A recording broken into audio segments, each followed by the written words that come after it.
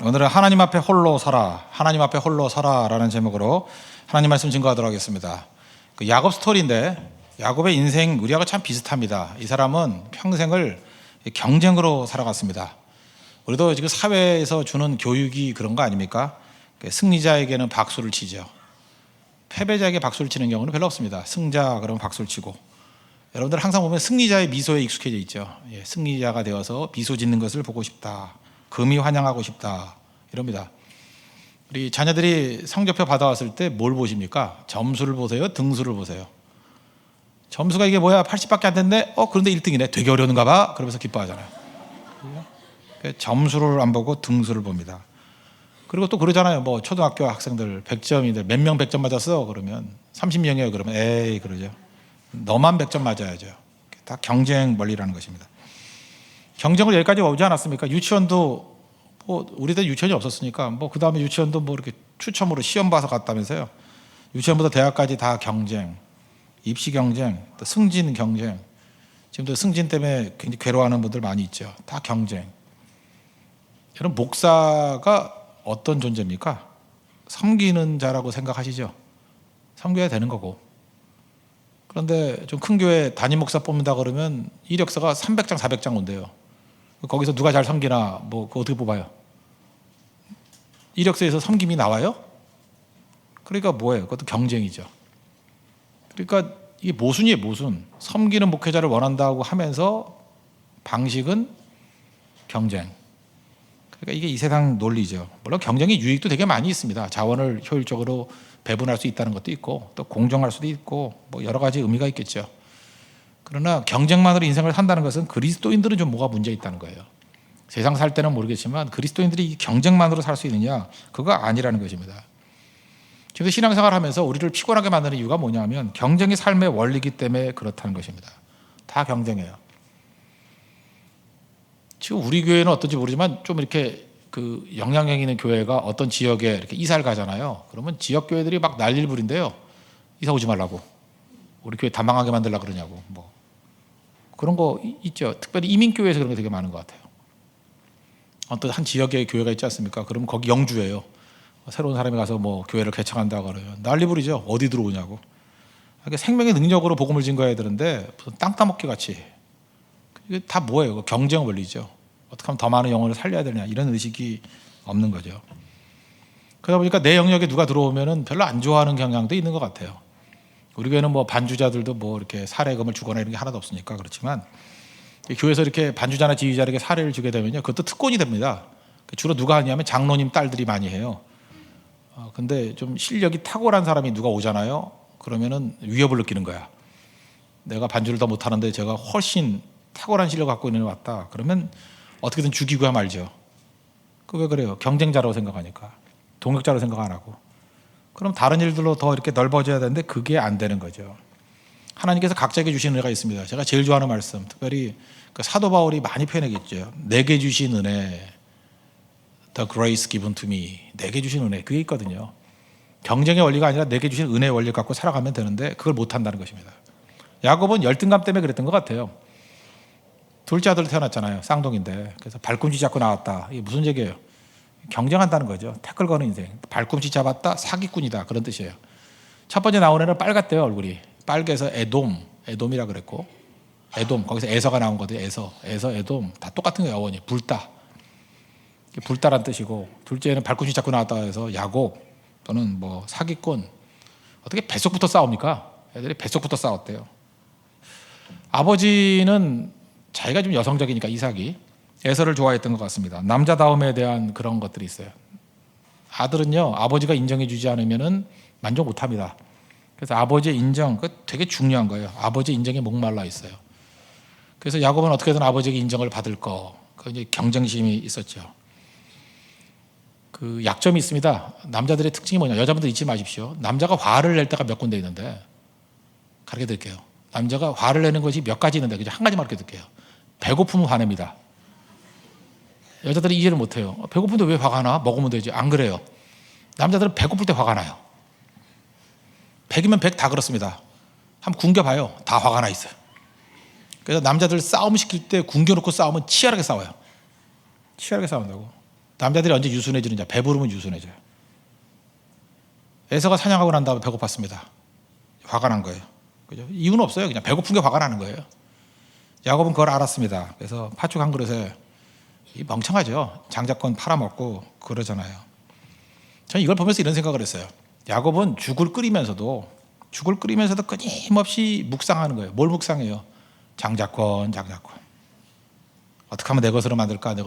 얼마나 피곤한 인생이겠어요. 마음속에 탐욕, 욕심밖에 없어요. 어떤 사람이 마음을 지배하는 게 근데 그는 항상 장자권.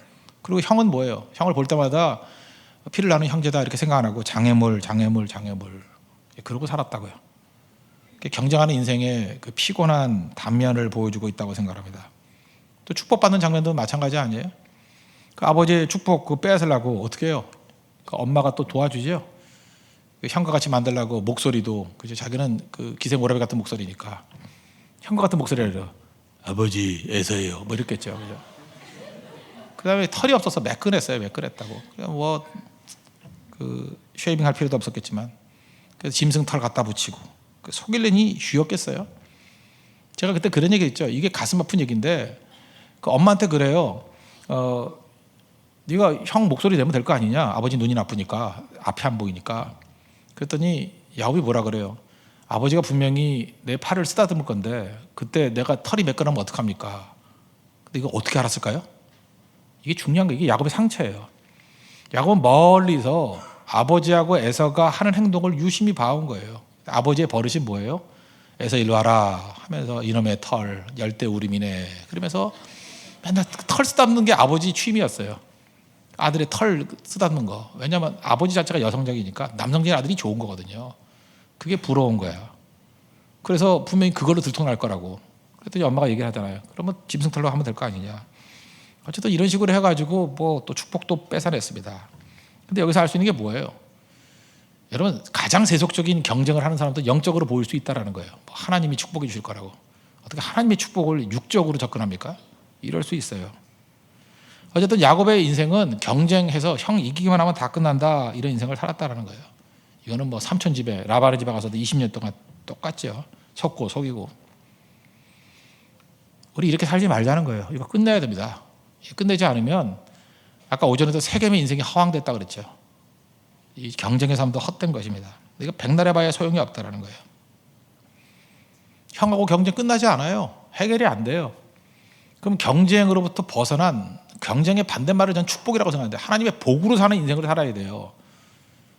이게 기도의 삶이거든요. 세상이 뭐라 그러든 간에 난 경쟁으로 이기는 게 아니라 하나님의 축복으로 이기겠습니다. 그렇지 않은 사람이 누가 있어요? 다윗 그렇게 살았죠. 모세 그렇게 살았죠. 다니엘 그렇게 살았잖아요. 하나님 복으로 살았지 경쟁으로 살았어요? 경쟁으로 살면 누가 보이는 거예요? 사람이 보이는 거예요. 사람이 보이고 사람과 경쟁에서 이긴다가 아니에요. 우리 그리스도인들은 그걸 더 넘어선 하나님과 싸움 벌이는 거예요. 하나님 내게 복 주십시오. 그래서 이 야복강 기도가 중요한 거라고요. 단 한순간이었지만 야곱은 하나님께 승부 보려고 그랬다. 이때 거의 80% 이루어지고 마지막 이루어지는 게 창세기 35장에 베델로 올라가자예요. 그때 완전히 뒤집히는 거예요. 하루아침에 되는 게 아닙니다. 우리 인생에도 이런 변화가 있어야 됩니다. 경쟁 아니에요. 하나님의 복으로 삽니다. 그럼 경쟁을 벗어난 경쟁의 덫을 이길 수 있고 하나님의 복으로 사는 길, 첫째 하나님 앞에 홀로 서는 겁니다. 하나님 앞에 홀로 서는 게 여러 가지 방향이 있어요. 24절 보세요. 야곱은 홀로 남았더니 이제 하나님과 씨름하죠.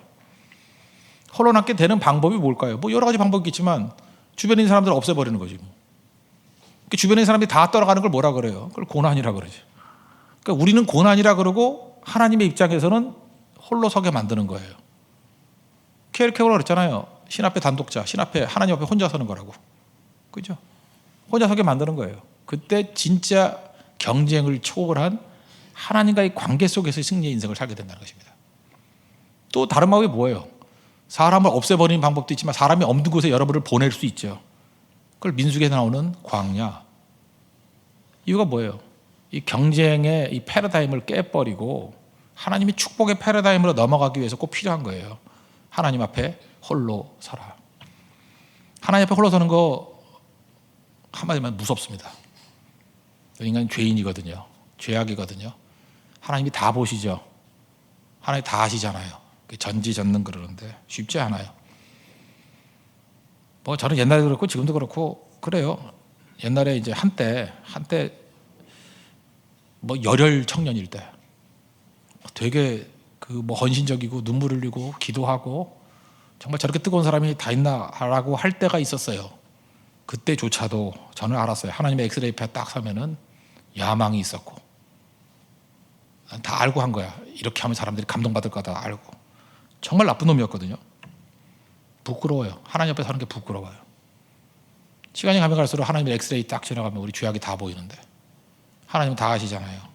더럽고 부끄럽고 깨지고. 사실 욥기도 그거예요. 욥이 하나님의 엑스레이 지나갔을 때 그 속에 있는 것들이 다 보이더라. 교만함과 야망이 있더라. 그러나 중요한 게 뭐냐면 그래야 경쟁 안 해요. 내가 깨진 존재라는 것을 알아야 그때에 하나님 앞에 선다고요. 제가 옛날에 이런 찬양 배웠어요. 언제나 내 모습. 그런 노래 있죠. 언제나 내 모습 너무나 부끄러워. 무릎으로 주님께 기도로 가오니 나 홀로 서 있는 죽은 뭐 영혼 깨우사 주님만 나를 세워 내 영 살게 하소서. 이 찬양 그대로예요. 하나님의 엑스레이 앞에 딱 서게 되면 부끄럽고요. 그때 나오는 건 주님 나를 불쌍히 해주세요. 나는 죄인입니다. 완전히 깨지는 모습밖에 없어요. 그리고 나 홀로 서 있을 때 내 모습이 죽은 모습이에요. 나를 살려달라고 깨워달라고. 그리고 내 모습을 살릴 수 있는 유일한 분은 생명의 주님인 예수님밖에 없어요. 내 영 살게 해달라고. 그게 경쟁에서 벗어나서 하나님과의 관계를 맺는 첫 번째 단계입니다. 그런 의미에서 여러분들 외로움이 있고 눈물이 있고 깨짐이 있고 그거 나쁜 거 아니에요. 하나님 앞에 홀로 서는 거. 그게 우리를 살리는 힘이라는 것입니다. 사람들이 인정받으려고 그러지 마십시오. 하나님이 인정하시면 되는 거고. 하나님이 인정받기 위해서 발버둥치라는 얘기가 아니에요. 그냥 있는 모습 그대로, 내 모습 그대로, 부끄러운 모습 그대로 주님 앞에 나아가게 될 때 주님 우리 외면하잖아요. 우리 아버지시라니까요. 아버지. 그러면 주님의 빛 앞에 나아가면 우리 내세울 게 뭐가 있어요? 다 죄인이지. 제가 바울 얘기를 했죠. 바울의 그 시기가 쭉 있는데 시기 중에 좀 초창기 때 쓰여진 게 고린도전서예요. 15장 9절에 나는 사도 중에 작은 자다. 사도래. 근데 좀 작대. 중반에 쓰여진 게 에베소서 3장 8절인데 3장 8절에 나는 이게 먼저네요. 성도 중에 지극히 작은 자라. 그 다음이죠. 성도 중에 사도다, 성도다. 더 작아지죠. 지극히 작은 자보다 더 작은 나다. 그다음 마지막 목회서신 쓸 때 아니에요. 디모데전서 1장 15절. 나는 죄인 중에 괴수다. 그러면 사도 바울은 시간이 가면 갈수록 더 악질이 돼갔다. 사도에서 성도가 되고 성도에서 죄인 중에 괴수가 되고 그게 아니죠. 하나님 앞에 언제나 홀로 서 있는 모습이에요. 하나님의 영광의 빛 가까이 갈 때 어렴풋하게 갈 때는 사도라는 자부심이 있다가 좀 더 가까이 가니까 사도는 무슨 사도야. 성도 중에 하나야. 마지막에 가서는 내가 죄인 중에 괴수입니다. 깨우침이에요. 그래서 하나님의 영광의 빛 가운데 나아갈 때는 내 죄악과 내 연약함이 보이고 그 다음에 십자가의 능력을 의지하게 되어 있다고. 내 힘으로 일어선 게 아니고 나를 불쌍히 여겨주세요. 그래서 몸둘 바를 모르는 거예요. 그래서 어떤 때는 쇼크 받습니다. 충격받아요. 하나님 옆에 섰을 때 이렇게 충격 딱 받아요. 꽝 하고 깨져버린다고. 그래서 뭐 회개가 뭐 땅 회개가 아니에요. 그냥 부끄러워요. 용서해 주세요. 뭐라 그럴까요? 용서도 아니고 하나님 부끄러워요. 가려주세요. 살려주세요. 일으켜주세요. 깨워주세요. 뭐 그런 거예요. 주님이 하실 수 있거든요. 그래서 그때 의지할 수 있는 건 뭐냐? 부끄러울 땐 뭐 이렇게 타올 같은 게 뭐 가려지는 게 필요한 거 아니에요. 커튼 같은 게 필요한 거 아니에요. 나의 죄악을 가릴 수 있는 유일한 것은 예수님의 보혈의 피밖에 없다고. 그래서 십자가를 의지하는 신앙이 돼요. 십자가를 의지하는. 자기 부끄러움 모를 때는 뭐 거들먹대죠. 딴 거 같고. 다른 사람이 보이고 비난이 보이고 비판이 보이고 내가 보이는 거거든요. 여러분 만약에 벌거벗은 부끄러움이 있다면 남이 보여요? 내 부끄러움 그거 하기에 정신이 없지. 십자가 앞에 서 있는 백성이 다 그렇다고요. 남이 안 보여요. 내가 하나님 앞에 혼자 서 있는 거예요. 벌거벗은 모습으로. 그 십자가의 은혜만이 나를 가릴 수 있습니다. 그러고 간다는 거예요. 그래서 하나님 앞에서 제일 잘 쓰임 받기 좋은 사람은 누구냐 하면 하나님 앞에 오래 머물러야 돼요. 저는 이게 굉장히 필요하다고 생각해요. 하나님 앞에 오래 머무르면 정말로 낮아져요. 지도자들이 있지 않습니까? 영적 지도자들. 성도들에게 줄 수 있는 최고의 축복이 뭔지 알아요? 하나님 앞에 오래 머무르는 거예요. 오래. 하나님 앞에 오래 머무르면요, 자기 부끄러움이 다 보이기 때문에 완전히 가루가 돼버려요. 낮아져요. 절대로 교만함을 일하지 않습니다. 교만이 어디서, 겸손도 아니에요. 겸손이 아니라 그냥 몸부림치는 거예요. 몸부림치는 거. 가루가 되는 거예요. 그냥 뭐 이렇게 튀긴다 그러죠. 자기를 튀겨서 나오는 거야. 막 튀겨서. 완전히 튀겨서 다 죽여서. 그러고 나타나면 묘해요. 하나님의 영광이 그의 인생 가운데 반사가 돼요. 모세가 시내산에서 하나님과 오래 머물렀죠. 40일 동안. 오래 머무르고 내려오니까 말도 안 해도 얼굴에 빛이 임하잖아요. 말씀이 임하잖아요. 여러분, 하나님 앞에서 진짜 경쟁을 이겨낸 정말로 훌륭한 리더, 훌륭한 성도로 서기 위해서는 하나님 앞에 홀로 오래 머무르 주십시오. 누구나 하나님 앞에 오래 머무르는 시간이 없이는 절대로 능력 가운데 있을 수 없다는 거예요. 출애굽기 33장 11절 보니까 너무 좋은 게 뭐냐, 모세가 회막에 오래 머물렀어요. 근데 연세가 드셨는지 진으로 돌아왔어요. 그랬더니 눈의 아들 젊은 수종자 여호수아는 회막을 떠나지 않고 오래 머무른 사람보다 더 오래 머물렀어요. 이게 권위예요. 권위. 스피리추얼 파워. 여러분, 지금도 하나님 앞에서 다른 생각하지 마십시오. 그런 경쟁 때문에. 경쟁이 뭐 딴 게 아니라 자기도 힘든 거예요. 난 쟤만 보면 시기질투심으로 미치겠어. 못 살겠어. 쟤 오늘 화장 잘 받네. 못 살겠어. 저 돈도 많은가 봐. 저 옷도 또 사입었네 저거. 저 야한가 봐. 저거 누구 꼬시러 왔나? 막 속 상하는 거예요. 그죠? 내가 마음에 둔 형제가 자꾸 걔가 쳐다봐 쟤를. 와, 진짜 송곳 갖다가 인형 찌르고 싶죠. 왜 그런 치졸한 인생을 사느냐 하면 사람 쳐다보기 때문에 그래요. 그런 게 한두 가지가 아니에요. 가는 곳마다 다 온 세상이 나 대적이야, 대적. 마음 상하죠. 힘들죠. 그 경쟁의 그 구도에서 벗어나서 완전히 패러다임 시프트 될 수 있는 건 뭐냐 하면 하나님 앞에 오래 혼자 서는 거예요. 그 기도입니다. 그 시간을 가지십시오. 콰이어 타임 가지십시오. 기도 시간 가지십시오. 정 힘들다 그러면 기도원 가십시오. 자기 시간 가져야 돼. 하나님과 홀로 서 있는 시간. 그 찾아가는 사람은 지혜로운 사람이에요. 아니면 하나님이 주변 사람을 다 없애버리든지 여러분을 광야로 넣든지. 그게 복의 시간이에요. 그 시간이 꼭 있어야 됩니다. 두 번째로 경쟁의 이 패러다임에서 벗어날 수 있는 길은 뭐냐면 생각이 바뀌는 건데, 하나님이 주시는 것만이 복이라는 거예요. 사람이 만들어내는 것은 복이 아니다. 어디 나와요? 천사가 왔죠. 천사가 하나님이죠. 그랬더니 나에게 축복해 주기 전에는 가지 말라 그러잖아요. 그죠? 그 26절 보세요. 날이 세려하니 나로 가게 하라. 야곱이 이르되 당신이 내게 축복하지 아니하면 가지 아니하겠노라. 야곱이 이제 깨달은 거예요. 자기 노력과 자기 힘으로 할 때까지 해본 사람이 야곱이거든요. 자기 노력으로 양떼도 모아보고, 자기 힘으로 부인도 모아보고, 자기 힘으로 애도 낳아보고, 자기 힘으로 승리도 해보고, 하여튼 할 거 다 해봤어요. 다 했는데 그걸로 다 되든가요? 아니란 걸 알았다고. 교회도 마찬가지입니다. 교회가 사람의 힘으로 할 수 있는 것은 복이 아니에요. 사람의 힘으로 할 수 없는 영역이 있어요. 그게 복이에요. 실제로 야곱에게 주신 축복은 28장에 있거든요. 28장 세 가지라고 그랬죠. 내 자손이 하늘의 별과 같이 만든다. 자손 많게 해준다. 모래같이 해준다. 아브라함에게 주신 약속이에요. 또 하나 땅 주겠다. 그 다음에 너 여기서 예배자 되게 만들겠다. 이거 인간의 노력으로 돼요? 우리 자녀들을 그렇게 많이 갖게 만든다. 그 나봐 열둘이지. 하늘의 별과 같이 되는 거, 그거 인간의 힘으로 돼요? 하나님이 해주셔야 되는 거죠. 그 다음에 땅을 얻는 거, 그 인간의 힘으로 돼요? 하나님이 하시는 거죠. 예배자 세우는 거, 그게 자기 힘으로 돼요? 하나님이 되는 거죠. 교회 부흥도 마찬가지입니다. 여러분이 전도하고 사람 모으고 프로그램 하고 그러면 될 것 같아요? 일단 교회 부흥 놓고 본다 그래요. 많은 영혼들이 몰려들고 변화되고 회심하는 거, 그건 하나님이 하시는 일이에요. 아무리 목사가 설교를 잘하면 지가 얼마나 잘해. 인간의 말이면 아무것도 아니지. 하나님이 그 말씀을 사용해서 성도를 뒤집어 놓으면요, 회심해요. 그건 하나님이 하시는 일이에요. 믿음, 말씀 들을 때 믿음 주시는 거 하나님이 하시는 일이에요. 전도의 능력 한번 해보세요. 능력 받으면요, 그냥 교회 가자고만 얘기도 막 와요. 사람들이 나도 가겠노라 나도 가겠노라. 스가랴서 8장 얘기가 막 나와요. 여러분 얼굴만 쳐다보면 나도 가자 나도 가자. 와서 물어봐. 너 어느 교회 다니니? 왜 그래? 그 교회 가고 싶어서. 이해가 안 되죠? 막 그런 일이 벌어져요. 이게 복이에요. 복. 하나님 복은 그렇게 이루어지는 거라고.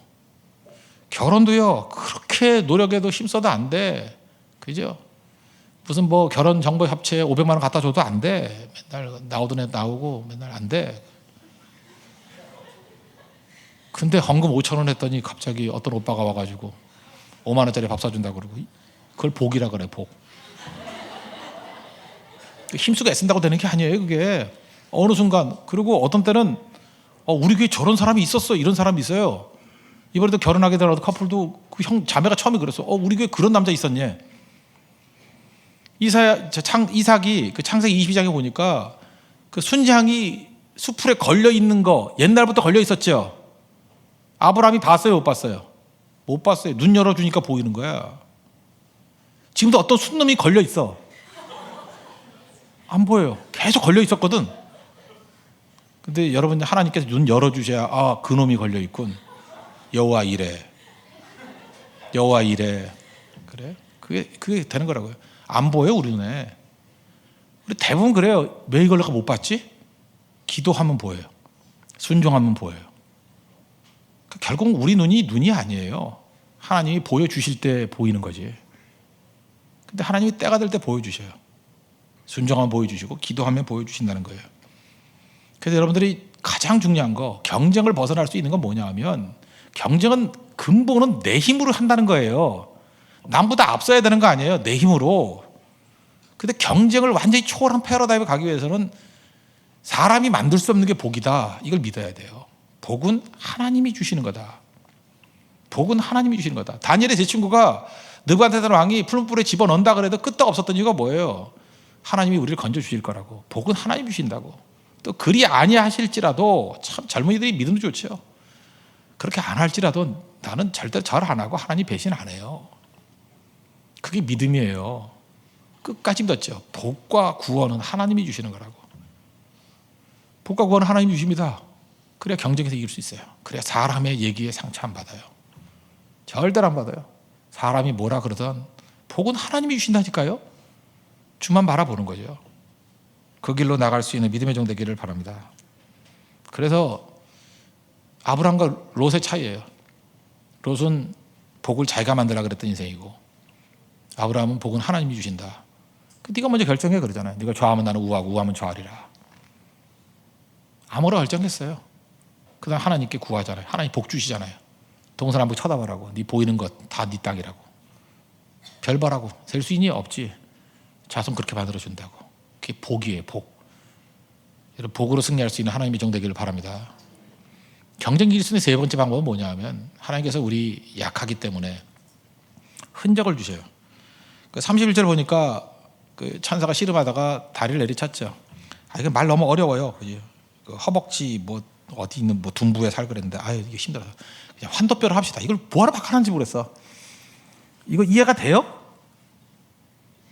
허벅지 관절에 있는 둔부의 힘줄. 정말 어려워. 옛날에는 이걸 한마디로 환도뼈. 환도뼈도 뭔지 몰랐지만 이것도 더 모르겠어요. 그냥 환도뼈를 합시다. 다리 절었어요. 다리 절었다고. 엉덩이뼈 이렇게 박살냈다고요. 그래서 평생 절었대요. 이 장애인으로 살았어요. 불구자로 살았어요. 그게 흔적이에요. 여러분 잘 보세요. 우리 삶의 온전함이 하나님의 복이 아니에요. 어떤 때는 우리 삶 가운데 육체일 수도 있어요. 육체의 한 부분을 이렇게 깰 때가 있어요. 하나님이. 내 삶의 커리어의 일부를 깨버릴 때가 있어요. 어떤 우리 가정의 일부를 깰 때가 있고요. 우리 관계의 일부를 깨버릴 때가 있어요. 그런데 그러죠. 내가 하나님 앞에 순종하고 하나님의 축복을 받고 나갔는데 왜 이렇게 깨진 상태로 두시나요? 그 흔적이 하나님의 축복을 떠나지 않게 만드는 원동력이 되기 때문에 그래요. 야곱 보세요. 기질이라는 게 쉽게 변화 안 돼요. 그런 도는 게 머리예요. 딱 보는 순간 머리부터 돌아. 그렇잖아요. 기도해도 또 머리 돌고 기도해도 또 머리 돌고 참 머리가 얼마나 좋은 사람인지. 계속 도는데 이제 머리를 못 쓰게 만드는 거야. 몸이 말을 안 들어. 머리 저쪽 가면 되겠다 그러는데 뛰려고 그러는데 뛸 수가 없어. 다리를 절어가지고 질질 끌고. 그러니까 이 환더뼈를 보는 순간에 그렇지, 인생은 경쟁으로 사는 게 아니라 하나님의 복으로 사는 거지. 그래서 그 다음부터 35장 이후부터는 경쟁 안 해요. 다리 절고 난 다음부터 경쟁 안 해요. 끝까지 하나님 의지하고. 나중에 그러잖아요. 죽으면 죽으리라, 잃으면 잃으리라. 아들 때도 경쟁으로 가는 게 아니라 기도로 가고, 바로 앞에서도 축복 기도하고. 경쟁으로 안 살아요. 흔적이 있기 때문에 그렇습니다. 우리 성도들 바라보면 뭐 저도 그렇고 여러분도 그렇고 이렇게 깨진 상처들이 있어요. 흔적들이 있어요. 그거 좋은 사람 누가 있어요? 아, 이거 없으면 훨씬 더 나을 건데. 절대 안 그래요. 그 흔적을 보는 순간에 우리는 겸손해지고, 흔적을 보는 순간에 하나님 의지해야 된다는 걸 깨달아요. 이 흔적, 사도 바울에게서는 그것이 육체의 가시였죠. 육체의 가시. 그게 뭐 간질이라고 합시다. 그 간질 걸릴 때마다 얼마나 스타일 구기고 힘들었겠어요, 사역이. 근데 그것이 있는 동안에, 그렇지, 내 능력으로 복음 증거된 게 아니지, 하나님의 능력이지. 그게 그의 흔적이에요. 하나님 백성이 흔적 없는 사람이 누가 있어요? 다 흔적이 있는 거지. 깨짐이 다 있다는 거예요. 깨짐이, 연약함이 있다는 것입니다. 그거 붙들고 하나님 앞에 나아가는 모습이 있어야 된다는 것입니다. 베드로의 흔적은 뭘까요? 치킨 소리, 닭 소리. 예수님 부인했잖아요. 닭 울 때마다 약간 기억 안 탔겠어요? 그렇지, 나는 배신자였지. 인간 바라보고 내 힘 의지하다가 나갈 때 나는 100점 100패였어. 기도해야지, 엎드려야지, 뭐 이런 거. 뭐 대야? 예수님이 자기 발 씻겨줬잖아요. 겸손으로 허리를 동이라. 그 대야에 씻는 그거 흔적으로 남아있지 않아요? 저는 그런 의미에서 이렇게 생각해요. 성도의 많은 부분들을 경쟁의 구도에 있는 사람들은 핸디캡이라 그래요. 야, 내가 이 핸디캡만 없으면 얼마나 더 강해질까. 근데 믿음의 사람들은요, 그걸 핸디캡이라 말하지 않고 그거를 스티그마, 상처라, 흔적이라고 해요. 흔적. 그 흔적을 바라봄으로 말미암아 오히려 겸손해지고, 그 흔적으로 말미암아 하나님만 의지하게 되고, 그 흔적으로 말미암아 오히려 더 약한 가운데 하나님의 능력이 임해서 강해지는 거예요. 이게 경쟁구도 벗어나게 만드는 하나님의 인도하심이라는 것입니다. 여러분 한번 묵상해 보세요. 여러분에게 이 흔적들이 있죠? 없을 리가 있나요? 다 흔적들이 있어요. 어떤 사람은 뭐 이혼의 흔적 이런 것도 있고요. 실패의 흔적, 뭐 깨짐의 흔적, 뭐 너무너무 많아요. 더 자세히 설명하면 그게 또 흔적이 너무 들춰질까 봐 그만 얘기하겠어요. 그것 때문에 하나님 더 의지하면 분명히 여러분의 인생에 큰 승리 있습니다. 큰 승리 있다고요. 이 흔적 얘기, 헨리 나우엔의 Wounded Healer, 상처 입은 치유자. 흔적 얘기예요. 상처 입었기 때문에 wounded, 상처 입었기 때문에 더 wounded, 힐러가 된다는 거예요. 이게 기가 막힌 얘기죠. 하나님께서 우리를 그 길로 이끌어 주신다는 것입니다. 그래서 사도 바울은 뭐라 그래요? 내가 자랑하는 건 십자가와 예수님밖에 없다. 갈라디아 6장 17절, 제일 마지막 절에 그러잖아요. 누구든지 나 괴롭히지 마. 무슨 얘기야? 간섭하지 마. 나 건들지 마. 내 몸에 예수의 흔적을 가졌노라. 예수님 흔적 바라보고 거기서부터 시작하는 거지. 니네들이 뭐라고 말하는 거에나 반응하지 않아. 그 얘기죠. 태클을 걸고 네가 무슨 사도야 뭐 이런 소리에 신경 쓰지 않는다는 거예요. 그런 거 바라보지 말고요. 흔적 바라보십시오. 그렇지. 여기서 이 상처로서 나를 건져주셨지. 그래서 경쟁 패러다임과 사람의 흔들림 속에서 벗어나서 주님 바라보게 된다는 거예요. 경쟁으로 살면 소모적인 인생입니다. 기도하십시오. 하나님 앞에 홀로 서십시오. 하나님 앞에 오래 서야 능력이 있고, 오래 서야 하나님의 은총 가운데 서는 하나님의 거룩한 백성이 될 수 있다는 것입니다. 사람이 만드는 게 복 아닙니다. 하나님이 복 주십니다. 그리고 제일 중요한 것, 하나님 앞에 홀로 설 줄 아는 우리 믿음의 종이 되면 제일 강력할 것입니다. 이번 특별 새벽기도를 통해서 하나님 앞에서 이런 강력한 종으로 거듭나는 우리 믿음의 종 되기를 바랍니다. 모두 다 자리에서 일어나겠습니다. 약할 때 강한 대신에 찬양하겠습니다.